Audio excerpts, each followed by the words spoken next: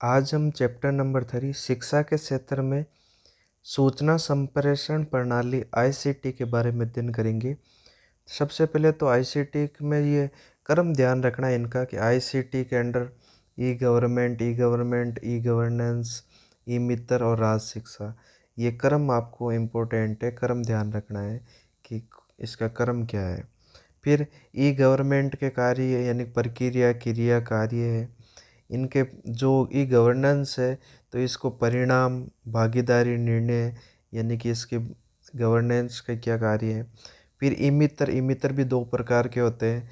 ग्रामीण में जो होता है उसको जन मित्र कहते हैं, जो शहरी क्षेत्र में होता है उसको लोक मित्र कहते हैं। इसको सीएसएस और इसको कियोस्क।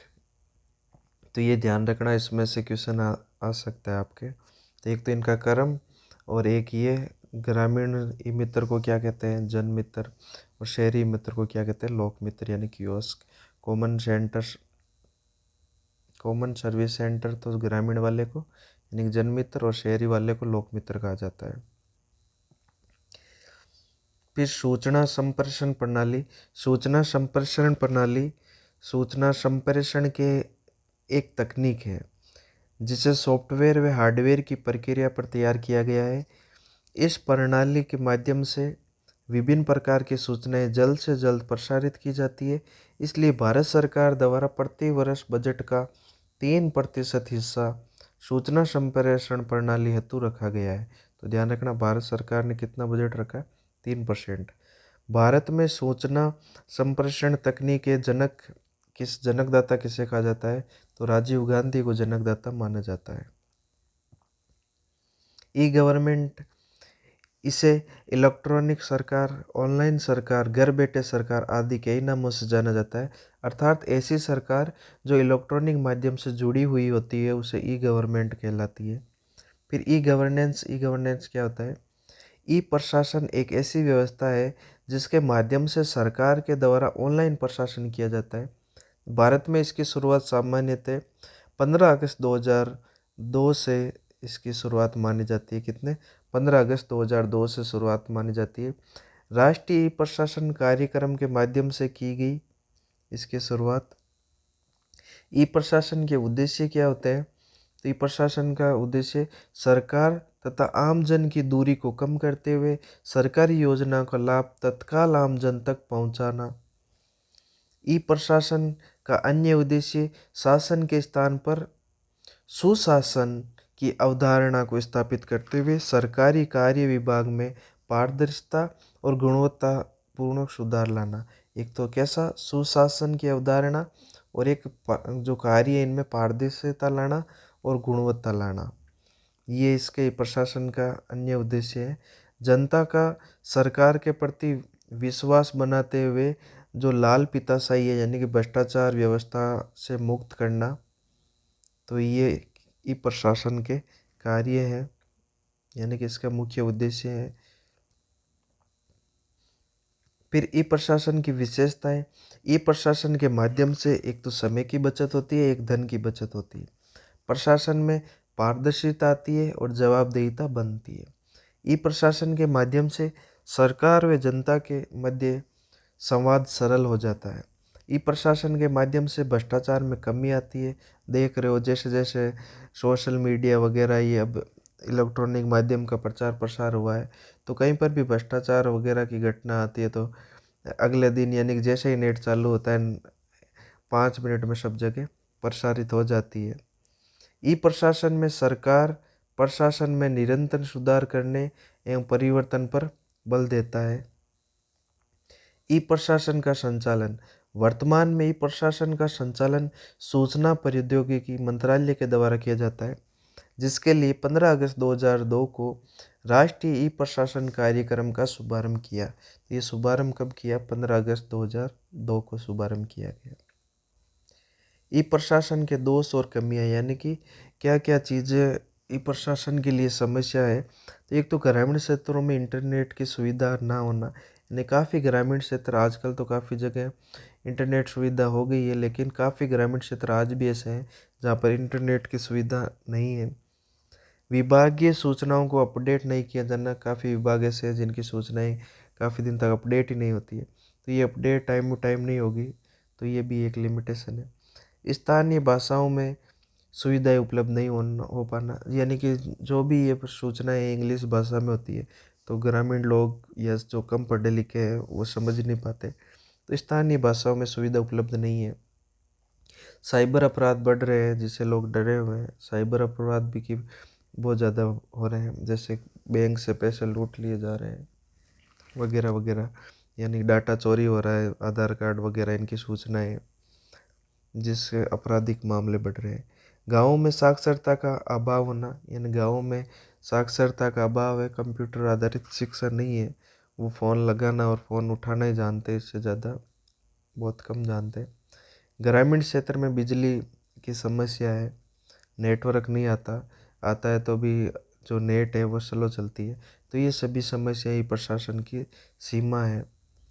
फिर ई प्रशासन की विभिन्न क्रियाएं, यानी कि governor to governor, G2G, G2C यानी governor to citizen, G2B governor to business, G2E governor to employ, इस प्रकार की ये क्रियाएं हैं जो इनके डिटेल से पढ़ेंगे अभी।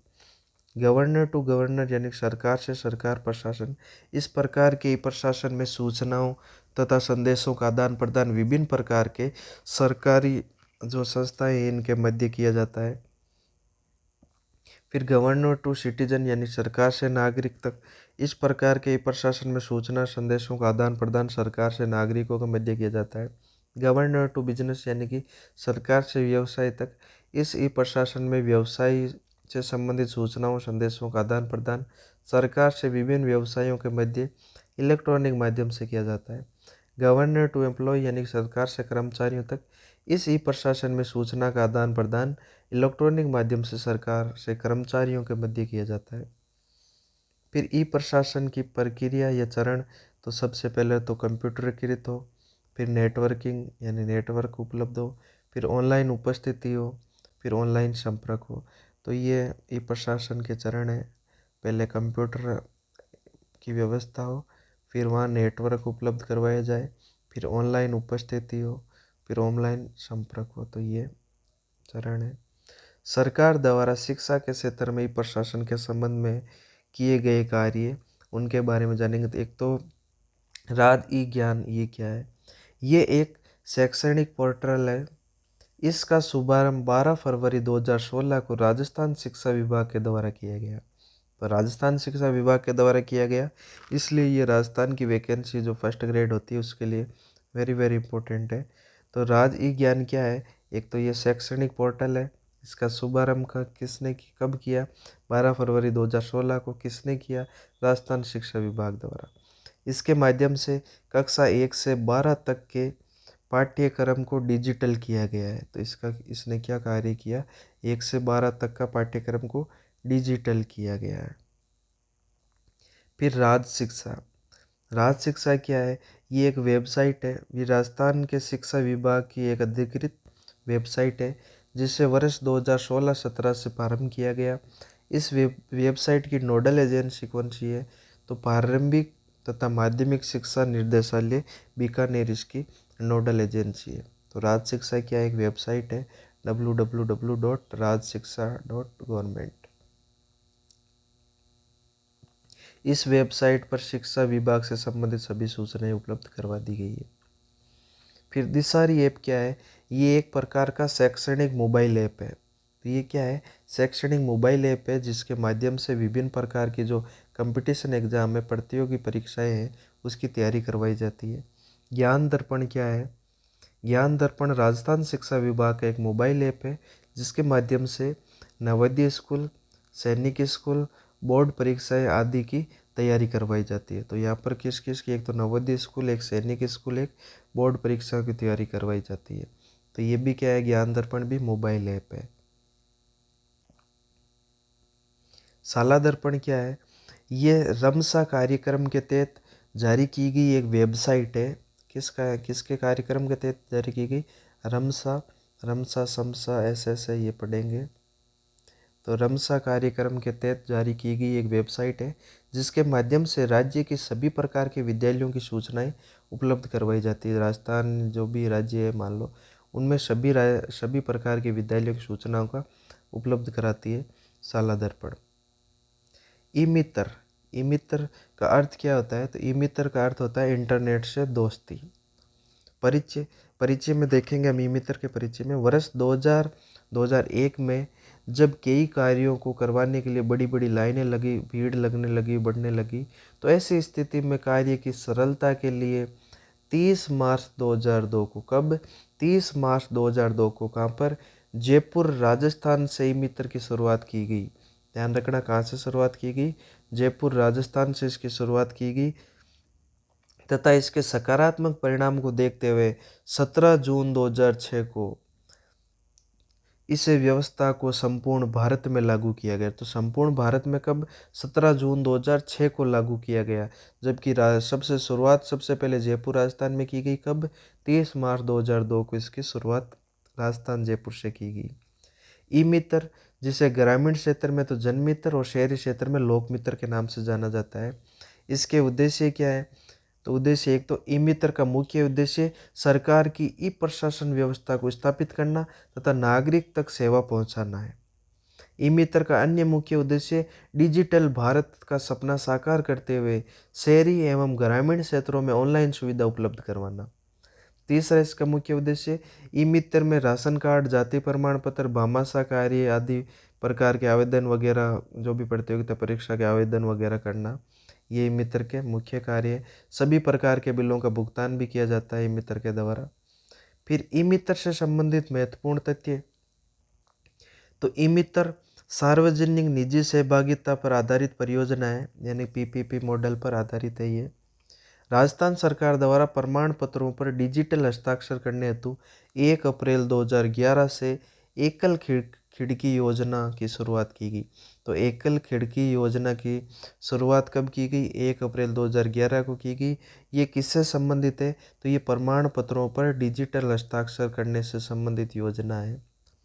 ई इंडिया अवार्ड 2013 में ई मित्र के संदर्भ में राज्य सरकार को ये पुरस्कार दिया गया। तो जो 2013 का अवार्ड था, ई इंडिया अवार्ड, ये राजस्थान सरकार, राज्य सरकार को मिला है ई मित्र के संदर्भ में। वर्ष 2016 में राजस्थान राज्य को ई प्रशासन हेतु सर्वश्रेष्ठ पुरस्कार से सम्मानित किया गया।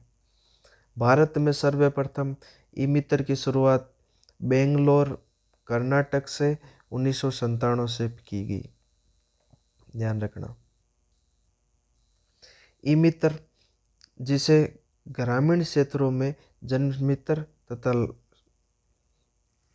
शहरी क्षेत्र में इसको लोक मित्र कहा जाता है। जो ये जन मित्र है, इसकी सेवाओं को सामान्य सेवा केंद्र कहा जाता है, और जो ये लोक मित्र है, इसकी सेवाओं को कियोस्क नाम से जाना जाता है।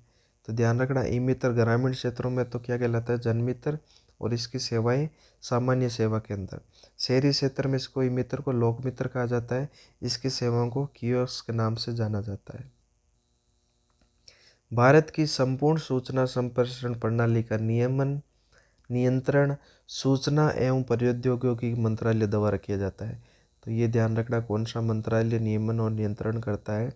तो ये सूचना एवं प्रौद्योगिकी मंत्रालय द्वारा किया जाता है। भारत की सूचना संप्रेषण प्रणाली को नियंत्रण करने हेतु केंद्र सरकार द्वारा 18 अक्टूबर 2000 को सूचना प्रौद्योगिकी अधिनियम 2000 लागू किया गया। तो भारत की सूचना संप्रेषण प्रणाली को नियंत्रित करने के लिए केंद्र सरकार द्वारा 18 अक्टूबर 2000 को, कब? 18 अक्टूबर 2000 को सूचना प्रौद्योगिकी अधिनियम 2000 लागू किया गया। तो कौन सा अधिनियम लागू किया गया? ध्यान रखना, सूचना प्रौद्योगिकी 2000 लागू किया गया। फिर इम्पोर्टेंट क्वेश्चन, जैसे आपसे कैसे क्वेश्चन पूछ सकता है कि निम्न जोड़ों में से कौन सा मेल है, कौन सा नहीं है। तो सबसे पहले हमने यही देखा था कि ई गवर्नेंस का क्या कार्य है, ई गवर्नमेंट, ई गवर्नेंस, तो इसमें कौन सा मेल नहीं है। तो आप अच्छे से उसका क्रम और वो शब्दावली ध्यान रखना। तो इसमें डी, ई गवर्नमेंट, तो ये मेल नहीं खाता है, तो ये गलत है। ई गवर्नेंस भागीदारी निभाती है, ई गवर्नमेंट प्रक्रिया है, गवर्नेंस, परिणाम, तो ये तो इस देख रखा था हमने। निम्न में से कौन सा कर्म स्रोत, यानी कि इनका कर्म बताना है, तो ये कर्म भी आपको सबसे पहले पेज पर मिल जाएगा। सबसे पहले आईसीटी, फिर उसके बाद ई गवर्नमेंट, फिर ई गवर्नेंस, फिर आता है ई मित्र। तो ये चौथे नंबर पर पहला, दूसरा, तीसरा, तो इस प्रकार ये कर्म हो जाएगा इसका। निम्न में से कौन सा एक सही नहीं है, तो ये हमने चैप्टर 3 में बात की थी। एडुसेटा मुख्य रूप से विद्यालय, महाविद्यालय तथा उच्च स्तर की शिक्षा से संबंधित प्रदान करता है, ठीक है ये तो। एडुसेटा का कार्य अनौपचारिक शिक्षा, विकासात्मक पर संप्रेषण की सहायता प्रदान करता है, ये भी ठीक है। एडुसेटा भारतीय उपग्रह जो विविध रूप से शिक्षा सेवा, ये भी ठीक है। एडुसेटा मुख्य रूप से शहरी क्षेत्र केंद्रित है, तो ये गलत बात लिख रखी है। फिर निम्न में से कौन सा एक सही नहीं है ई गवर्नेंस के संबंध में, तो ये मॉनिटरिंग की सुविधा लाएगा, ये भी सही है। अनेक कल्याणकारी योजनाओं को क्रियान्वयन में सहायता करता है, सही है। जनता के हित को प्रदान करेगा, ठीक है। जीवन की गुणवत्ता में ये सुधार नहीं लाता है, ये ध्यान रखना। फिर 5वां क्वेश्चन, निम्न में से कौन सा एक सही नहीं है ई मित्र के संबंध में, तो ई मित्र ई गवर्नेंस की परियोजना है, तो ई गवर्नेंस की परियोजना है। मोहल्ले के लोगों के लिए, तो जहाँ पर ये ई मित्र होगा तो वहाँ के आसपास के लोगों के लिए होगी। साधारण वर्ग, यानी कि उसमें सभी वर्ग, जन साधारण वर्ग भी शामिल है। तो ग्रामीण क्षेत्र केंद्रित परियोजना, यानी कि ये केवल ग्रामीण क्षेत्र पर केंद्रित नहीं है, ग्रामीण और शहरी दोनों के लिए है, तो ये गलत है। तो इस प्रकार ये हमने आज देखा।